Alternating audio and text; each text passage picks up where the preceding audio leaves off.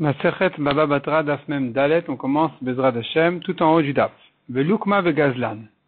La Gemara était en train de traiter la Braïta qui disait, il lui a vendu une maison, il lui a vendu un champ, il ne peut pas témoigner pour lui, parce que sa garantie est sur lui.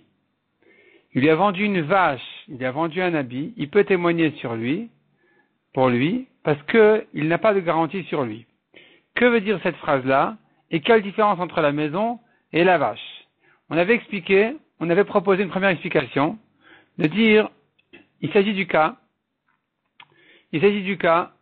où Reuven a volé de Shimon un champ, il l'a revendu à Lévi. Vient Yehuda contester en disant c'est mon champ. Shimon, le propriétaire, ne peut pas témoigner contre Yehuda, parce qu'il a un intérêt dans ce témoignage, c'est que Yehuda il s'en aille, et que Shimon, le propriétaire, puisse ensuite faire face à Lévi, l'acheteur de son voleur Reuven, et prouver que c'est à lui, à Shimon, et pas à Lévi, et récupérer son champ. Parce qu'il est plus facile à Shimon, des fois, de récupérer le champ des mains de Lévi, que des mains de Yehuda pour une raison ou une autre. Et donc, dans ce cas-là, le propriétaire ne peut pas témoigner contre le contesteur quand il a l'intérêt que ça reste chez l'acheteur de son voleur, parce que des fois, il lui sera plus facile de récupérer le champ dans ces conditions. Et donc, dans un champ, il ne peut pas témoigner, parce qu'il a cet intérêt-là, tandis que quand il s'agit d'une vache ou d'un habit, de toute façon, c'est perdu, parce que de toute façon, il ne pourra pas récupérer de l'acheteur de son voleur. Une fois que ça a été volé et vendu, il ne peut plus récupérer sa vache dans ces conditions. On verra ici, à la suite du DAF, pourquoi et comment. Et donc, puisque de toute façon, il ne peut pas récupérer, il n'a plus d'intérêt à témoigner contre Yehuda qui vient contester, et donc il aura, lui, le droit, puisqu'il n'a pas d'intérêt personnel dans ce témoignage. Demande à Gemara. Velukma Vegazlan. Pourquoi tu compliques tellement les choses? Pourquoi c'est la peine de dire pourquoi tu rentres dans un cas où son voleur a revendu? Simplifie les choses. Dis-moi que le propriétaire ne peut pas témoigner contre le contesteur quand ça va rester dans les mains de son voleur, parce qu'il a l'intérêt de récupérer ensuite de son voleur. Pourquoi tu as besoin de parler du cas où le voleur l'a revendu?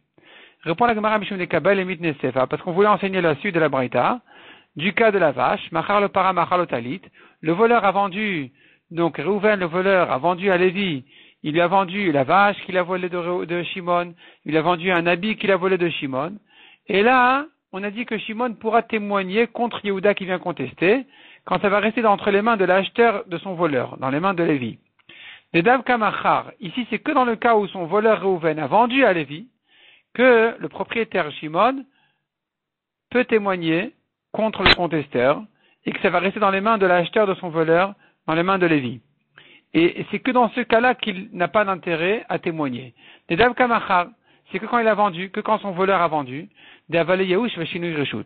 ici, le propriétaire ne peut pas récupérer son objet volé et revendu, parce que il a été acquis par l'acheteur, avec ces deux étapes-là qui sont Yehush.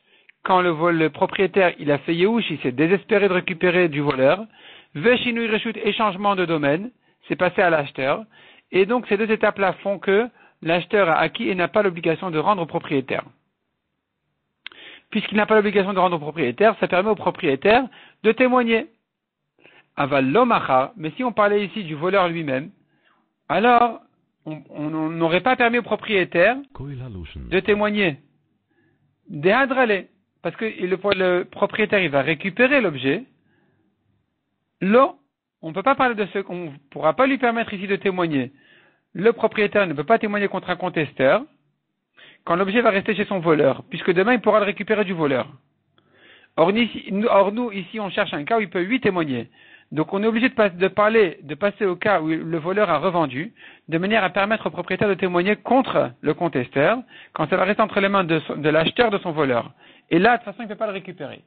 Tana Reshanami, et puisqu'on a dû parler dans la Sefa, dans le cas de la vache, de l'habit, d'un cas où ça a été revendu, donc Tana Reshanami Machar. Dans la Resha aussi, dans le premier cas de la maison et du champ, on a parlé aussi du cas où ça a été revendu pour rester toujours dans le même sujet, mais en fait, dans la Resha, il n'y a pas de différence si ça a été vendu par le voleur ou pas. Demande la Gemara, Vesefa Nami. La Sefa aussi, la Sefa aussi, ça tient pas de dire qu'il a volé et vendu. Neide meyesh migoufé. C'est vrai que le propriétaire a fait yehush, il a perdu l'espoir de récupérer l'objet du voleur. Midme mi meyesh, est-ce qu'il a fait yehush, il a perdu l'espoir de récupérer la valeur de l'objet? C'est vrai qu'une fois que le voleur l'a volé, il se dit bon c'est fini, et je vais pas récupérer l'objet. Une fois qu'il a été revendu, c'est fini, il a plus le droit de reprendre du voleur. Mais il peut quand même récupérer sa valeur du voleur. Donc, il a toujours un intérêt, le propriétaire, de témoigner contre le contesteur, de manière à ce que ça reste entre les mains de l'acheteur de son voleur, pour qu'ensuite, il puisse dire au voleur, tu dois me le rembourser. Alors que si ça avait été pris par le contesteur, le voleur lui aurait dit, tu vois bien que c'est pas à toi. Donc, il se trouve qu'il a un intérêt, le propriétaire, de témoigner, de manière à ce qu'il puisse ensuite récupérer la valeur de l'objet qui a été vendu. Répond la Gemara, l'autricha. Non, il s'agit de quelqu'un des mythes gazlan. Le voleur lui-même, il est mort. Donc l'objet, il est perdu parce qu'il a été vendu. L'argent est perdu parce que le voleur, il est mort. Detnan, comme dit la Mishnah, Agozel ou Machelet Bana venir lifnehem. Celui qui a volé et qui a donné à ses enfants, il leur a laissé des biens. Pturim et les Shalem n'ont pas l'obligation de rembourser le vol de leur père. Évidemment, quand il a vendu, donc ici, c'est sûr qu'il n'y a pas non plus l'obligation de rembourser le vol de leur père. Donc ici, quand le voleur, il est mort, c'est de l'argent perdu. Donc le propriétaire peut témoigner. Demande à Gemara encore. Velukma beyoresh. Pourquoi tu dis il a volé et vendu? Dis il a volé, il est mort. De toute façon, tu parles d'un cas où le voleur il est mort. Donc autant dire qu'il a volé, il est mort, et son héritier maintenant, c'est lui qui a pris l'objet. C'est là on va dire que le propriétaire peut témoigner, parce que de toute façon l'objet il est perdu. Il y a eu les deux étapes, il y a eu le Yehush et Shinui Reshut. Il y a eu le Yehush quand le voleur lui a pris, et ensuite Shinui Reshut quand c'est passé au domaine du fils, de l'héritier. Ça fait un changement de domaine, donc l'héritier n'a plus l'obligation de rendre l'objet. L'argent, un héritier ne paye pas le vol de son père, si l'argent a été déjà, est parti déjà, donc le fils n'a pas l'obligation de rendre l'argent que son père a volé. Et donc, tu devrais dire que on devrait parler de ce cas-là, de dire qu'ici aussi, le propriétaire n'a pas de problème, il peut témoigner. Ça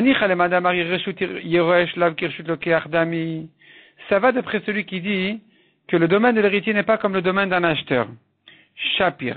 Alors c'est bien, on peut s'arranger avec ça, en disant, c'est vrai que s'il a volé et vendu, le propriétaire ne récupère pas l'objet même de l'acheteur, mais s'il a volé, il est mort, le propriétaire pourra récupérer l'objet de l'héritier. Parce que l'héritier ne s'appelle pas un chinouille reshut, il n'y a pas eu ici un changement de domaine quand c'est passé du père au fils, et donc le propriétaire peut récupérer le vol des mains du fils. Alors Shapir, je comprends pourquoi on a besoin d'aller chercher si loin, de dire que le voleur a vendu, et pas il a laissé en héritage. Et le Leman de Amar, mais d'après celui qui pense que reshut yoresh kirshut lo kardami, qu'il n'y a pas de différence entre l'héritier ou l'acheteur, c'est pareil, ça s'appelle un changement de domaine. Maïka Lemema, pourquoi on ne parle pas de ce cas qui serait plus simple? Dit, il a volé, il est mort, et maintenant l'héritier n'a plus l'obligation de rendre l'objet parce qu'il y a eu ici Yehush et Shinui Reshut, changement de domaine après le Yehush, et il n'a pas besoin non plus de rembourser l'argent du vol non plus, comme on a dit. Vod Kasha il est abayé. Encore une Kasha il est abayé. Sur cette manière d'interpréter la Braïta. La Braïta nous a dit, pour une maison et un champ, il ne témoigne pas parce qu'il a la garantie sur lui. Une vache et un talit, il témoigne parce qu'il n'a pas de garantie. La Gemara demande de quelle garantie tu parles ici, de quelle responsabilité garantie tu parles ici. Est-ce que c'est ça les mots de la Braïta? Il a une garantie, il n'a pas de garantie, c'est pas ça du tout le sujet. Le sujet, il est est-ce qu'il pourra récupérer ou pas récupérer? Dans le cas du champ et de la maison, il pourra récupérer de l'acheteur, de son voleur, donc il ne peut pas témoigner, parce qu'il a un intérêt. Il n'y a pas ici un chinouille reshut, c'est de l'immobilier, le terrain il est resté partout où il appartient à son propriétaire, donc il peut le récupérer. Donc c'est ça la raison. La raison elle n'est pas achayuto alav, il a la garantie. Ici tu voudrais dire le contraire, tu voudrais dire que c'est l'acheteur du voleur qui a la garantie de rendre au propriétaire. C'est pas comme ça qu'on dit. La garantie en général, c'est sur le propriétaire. Donc ici on ne devrait pas dire que la garantie elle est sur le propriétaire, on devrait dire que le propriétaire il peut récupérer. Dis-moi la différence, c'est que dans la maison, ça lui revient, il va récupérer. Dans la vache, il va pas la récupérer. Ce qui fait la différence entre le cas de la maison et la vache, il peut témoigner ou pas. C'est pas une question de garantie. Donc la braïta n'est pas comprise d'après cette interprétation. Et là, qu'est de Ravin Bar Shmuel. La Gemara dit non, il faut interpréter la braïta comme Ravin Bar Shmuel. Damar Ravin Bar Shmuel, Mishme de Shmuel. Il a dit Ravin au nom de Shmuel. Celui qui vend un champ à son ami, sans garantie. Il ne peut quand même pas témoigner pour son acheteur, s'il y a quelqu'un qui vient contester. Parce qu'il a à gagner, il a un intérêt, le vendeur, que ça reste chez son acheteur, même s'il n'a pas de garantie, il a quand même un intérêt que ça reste chez lui, pour que son prêteur puisse se faire rembourser de ce champ-là. Et ça lui permet de se débarrasser de ce prêteur-là. Et donc, ça va lui interdire de témoigner contre le contesteur. Et c'est sur ça qu'on a dit justement qu'il ne peut pas témoigner. La Braïta qui a dit, il lui a vendu une maison, il lui a vendu un champ, il ne peut pas témoigner parce qu'il en a la garantie. Il s'agit d'un cas tout simple, où quelqu'un a vendu sa maison et son champ sans garantie. Et malgré tout, il ne peut pas témoigner parce qu'il gagne quand même le fait que son prêteur pourra récupérer ce champ-là. Son prêteur, le prêteur de ce vendeur, pourra prendre son argent, son prêt, récupérer sa dette de ce champ-là.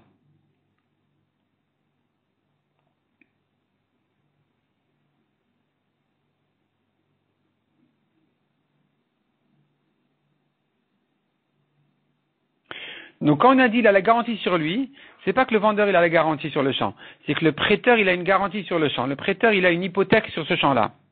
Et donc ça va interdire au vendeur de témoigner à l'avantage de son acheteur. Même si de toute façon le vendeur n'a pas besoin de rembourser à son acheteur, mais il a quand même un intérêt.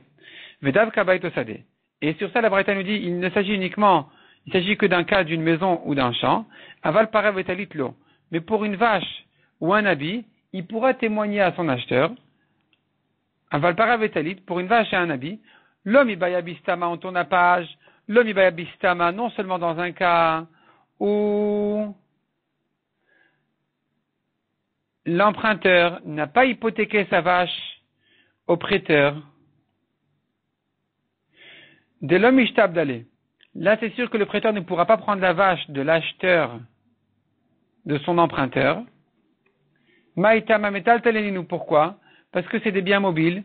Ou metal tele balchov le mishtabde. Un prêteur ne peut pas prendre. Il ne peut pas se faire payer par des biens mobiles qui sont passés aux acheteurs de son emprunteur. C'est fini. Donc non seulement dans le cas où il ne s'est pas engagé clairement, mais même dans le cas où l'emprunteur s'est engagé clairement à son prêteur en lui disant voilà, tout ce que tu vois chez moi tu prends, même le manteau de sur mes épaules tu le prends. C'est que si c'est encore chez l'emprunteur. C'est-à-dire, en principe, un prêteur ne prend pas des biens mobiles de son emprunteur du tout, il prend que des terrains. Même dans le cas où il a dit clairement à l'emprunteur, écoute, tout est hypothéqué à cet argent, à ce prêt-là, à cette dette, même ma chemise. Où là, ça permet au prêteur de venir prendre la chemise, mais c'est que si elle est sur les épaules de l'emprunteur lui-même. Mais si elle est plus chez lui, elle a été vendue, il peut plus prendre, il peut plus toucher. Donc dans ces cas-là, c'est sûr que le vendeur de la vache, de la chemise, n'a pas de problème de témoigner pour son acheteur. Parce que qu'est-ce qu'il va gagner de ça? De toute façon, son prêteur, il ne peut pas toucher ses affaires. Et lui non plus, il n'a pas de garantie dessus, le vendeur. Et la fulu à savoir hypothéquinami, l'eau. Mais même dans le cas où il a hypothéqué clairement cette vache et cet habit-là, il les a réservés au remboursement de sa dette. Ou là, tu vas me dire, même si ça a été vendu peut-être, que c'est lui hypothéqué. C'est pas comme dans le cas où il lui dit, écoute, tout ce que j'ai est engagé à cette dette-là, même la chemise que j'ai sur mes épaules. Il n'a pas réservé, il n'a pas défini. Mais même dans le cas où il a défini clairement, il a dit, cette vache-là, ce manteau, malgré tout, quand ça a été vendu, eh bien, l'hypothèque va sauter. Maïta Amak et des Rava, pourquoi comme Rava il a dit, il a hypothéqué son esclave, il a vendu, Balchov gove mimenu. Le prêteur, le créancier, il pourra prendre l'esclave qui lui est hypothéqué. Par contre, si l'emprunteur a hypothéqué, Shoro vachamora hypothéki, son taureau ou son âne, Umcharo il a vendu ensuite, En balchov gove mimenu. Le créancier ne peut pas le prendre. Maïta, ma quelle différence? Hayit le kala. L'esclave, ça fait du bruit, ça se fait savoir.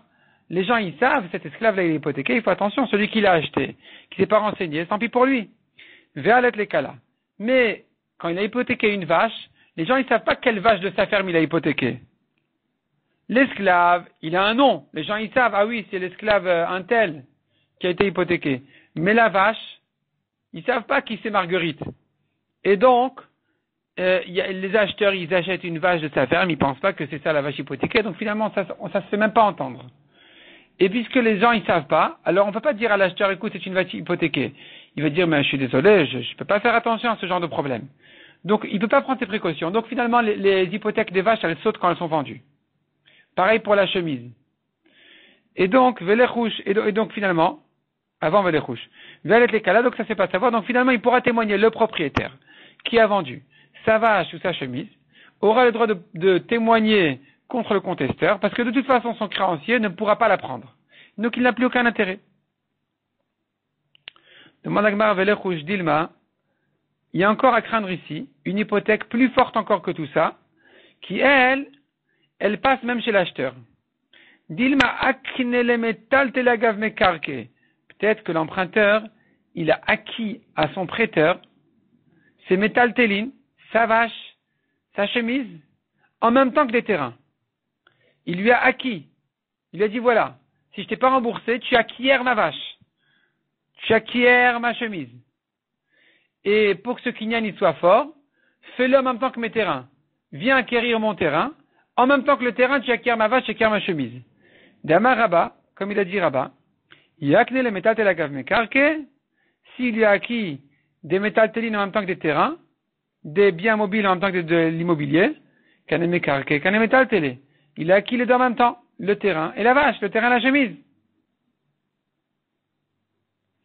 D'Amar Ravriza a précisé dessus, vous des katavle de lokas marta ou de loketov sadishtare.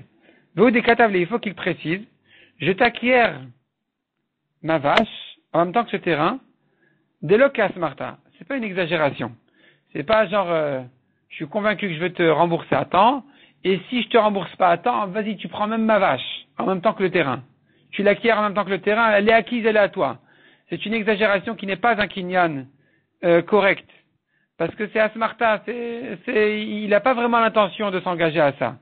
C'est pour prouver qu'il est convaincu qu'il pourra rembourser à temps, mais c'est pas qu'il veut vraiment donner. Et donc, il faut préciser dans le shtar, non, je t'acquiers ma vache sans smarta, sans exagération. Réellement, je l'acquiers pour de vrai. Ou de l'oketov sadeshtare.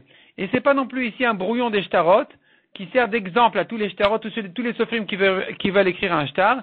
Ils se servent d'exemple de ce shtar-là, dans lequel, voilà, je t'ai acquis ma vache, en même temps que le terrain et tout ça. Non, c'est sérieux. C'est sérieux. D'ailleurs, dans les ktuvot d'aujourd'hui, dans les mariages, on écrit aussi à la fin de la ktuva, delokas marta, ou deloketov sedishtare. C'est-à-dire que tous les engagements de la ktuva, c'est pas une asmarta, c'est pas une exagération, genre vraiment je m'engagerai, si vraiment en cas de divorce ou quoi, je te payerai des sommes astronomiques tellement je suis convaincu que ça va jamais se passer. Non, c'est un vrai engagement. Ça c'est delokas marta. Ou de l'oketov sedeshtare. C'est pas que ma ktuva, c'est une ktuva genre, une ktuva classique, un brouillon à recopier pour tous ceux qui veulent écrire les ktuvot. Non, c'est une vraie ktuva. Donc ici, il y a moyen d'hypothéquer réellement sa vache en l'acquérant à son prêteur en même temps qu'un terrain. Répond la Gemara à Achabama Yaskinan. De quoi il s'agit ici? Pourquoi tu lui permets au propriétaire de témoigner alors que peut-être que tu veux pas savoir, peut-être qu'il a un intérêt, peut-être que cette vache-là, il veut qu'elle reste chez son acheteur de manière à ce que son prêteur puisse la prendre. Non, de quoi il s'agit? On sait que cette vache, l'emprunteur l'avait achetée et revendue immédiatement. Il n'a pas eu le temps d'emprunter de l'argent entre l'achat et la vente. Il a acheté, il a revendu tout de suite. Qu'est-ce que tu vas craindre maintenant? Qu'il a réussi à emprunter entre l'achat et la vente et l'hypothéquer, l'acquérir en même temps qu'un terrain et tout ça? Non, il n'a pas eu le temps. Demande à Gmar Velichouch Dilma Deikneu, mais peut-être tu as encore à craindre qu'il avait emprunté de l'argent à l'époque. Et dans son prêt, dans cette dette-là, dans son shtar, il avait dit à son prêteur qu'il s'engageait à lui acquérir tous les biens qu'il a et qu'il va avoir. Donc cette vache-là, il a acheté à midi et revendu à midi et demi. Mais elle est hypothéquée. Parce que avant-hier, il avait emprunté de l'argent. Et là-bas, ils se sont mis d'accord que ce qu'il va acheter sera acquis au prêteur. La Gemara dit donc Dilma deikne, ou peut-être qu'il s'est engagé même sur le futur. Shmat mina deikne kana. Shmat mina deikne. Donc tu vois de là que quand il s'est engagé sur le futur, sur ce qu'il va acquérir, et qu'il veut le donner donc immédiatement à son prêteur, kana ou machar, kana veorish, s'il a acheté, revendu, acheté ou donné ou laissé en héritage, l'homme ishtabed, c'est pas hypothéqué. Cette vache-là n'est pas engagée, elle est pas hypothéquée. Même si il a dit clairement tout ce que je vais acheter sera hypothéqué, je te l'acquiers dès maintenant. Il lui disait ça sur le futur, et que plus tard il a acheté une vache et revendu immédiatement. Tu vois de là que l'hypothèque ne marche pas, parce que si elle marchait, comment tu lui permets à cet homme-là, ce vendeur de la vache, de témoigner sur la vache, qu'elle appartient à son acheteur? Alors peut-être qu'il va profiter de ça, que son prêteur, il pourra la récupérer. Répond la Gemara Lotricha. Pourquoi tu lui permets de témoigner? En fait, il s'agit de quelqu'un, des Kamre Edim, ils viennent des témoins dire, il y a des Inan Behai, on connaît bien cet homme-là, de l'Avalara Meolam. Il n'a jamais eu de terrain, il n'a jamais pu faire un kinyan de la vache en même temps qu'un terrain. Il n'a jamais eu de terrain. Demande à Gemara Vama Rafapa Falgav d'Amour Abanan. Pourtant, Rafapa dit que malgré que les Chachamim ont dit, Amocher, celui qui a vendu à son ami un champ, sans garantie, il est venu son créancier, il a pris le champ, alors le vendeur ne le rend pas à son acheteur. L'acheteur ne revient pas se plaindre chez son vendeur. S'il s'avère que c'était volé, que le vendeur avait vendu un champ qu'il avait volé, là son acheteur, même s'il n'a pas de garantie, s'il n'a pas reçu de garantie, il peut récupérer son argent chez son vendeur en lui disant tu m'as rien vendu, tu m'as vendu un champ volé. Et donc se pose la question, revient la question, pourquoi le propriétaire, le vendeur de la vache, il peut témoigner sur sa vache qu'il a vendue en disant de toute façon, si le contesteur il apprend, l'acheteur il revient pas chez le vendeur, ça a été vendu sans garantie. Donc il n'a pas d'intérêt à éloigner d'ici le contesteur. Le prêteur du vendeur non plus n'a pas le droit de toucher cette vache-là, parce que comme on a dit, l'hypothèque elle va sauter dès que c'est vendu, et dire que c'était acquis avec un terrain, il y a des témoins qui disent qu'il n'a jamais eu de terrain. Et donc tu veux lui permettre de témoigner et d'écarter avec ça le contesteur, mais l'agma dit mais non, tu peux pas. Parce que si ce contesteur il dit le vendeur de la vache était un voleur, il me l'a volé, alors s'il arrive à prendre la vache de l'acheteur, l'acheteur il va se retourner contre son vendeur en lui disant tu me la rembourses, même s'il n'y a pas eu de garantie. Répond la Gemara de réponse. De quoi il s'agit? L'acheteur lui-même, il sait très bien que le contesteur c'est un menteur et que la vache qu'il a achetée, elle est la petite de la vache de son vendeur, elle est née chez lui, c'est Batramoro, c'est la fille de son âne. Autrement dit, il sait bien, il connaissait la ferme de son vendeur. Et il sait que c'est la génisse de la vache de son voisin, de son vendeur. Il sait bien que le contesteur, il se trompe ou il ment. Et que ses témoins, ils se trompent ou ils mentent.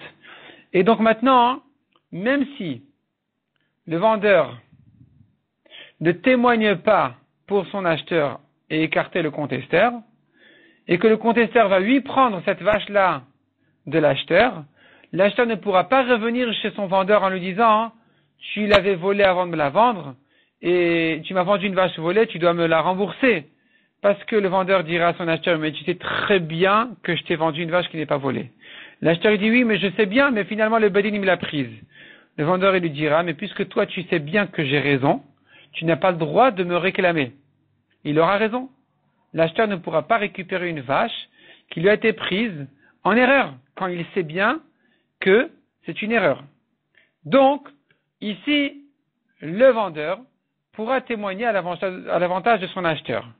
C'est-à-dire comme ça, le vendeur de la vache dit à son acheteur, dis-moi la vérité. ce contesteur-là, imagine, il te la prend. Qu'est-ce que tu fais? L'acheteur, il dit, je peux rien faire parce que je sais bien que tu avais raison de me la vendre, qu'elle était à toi. Le vendeur lui dit, écoute, si tu ne pourras pas me réclamer pour cette raison, si tu avoues que j'étais honnête, j'ai le droit de témoigner et pour te sauver la vache. Parce que dorénavant, j'ai plus d'intérêt personnel. J'ai plus aucun profit. De toute façon, tu ne me menaces pas, donc je peux témoigner. Mais si tu viens me menacer en me disant, tu sais, monsieur le vendeur, si maintenant le contesteur il me prend la vache, je me retourne contre toi. Parce qu'il s'avère que tu m'as vendu une vache volée. Le vendeur lui dira, si c'est comme ça, je peux plus témoigner maintenant pour écarter le contesteur, parce que j'ai un intérêt personnel. Deuxième réponse de Rav Zvid Amar. Rav Zvid n'est pas d'accord avec ce qu'on a dit. Il dit, celui qui vend sans garantie n'est pas responsable même dans un cas de vol.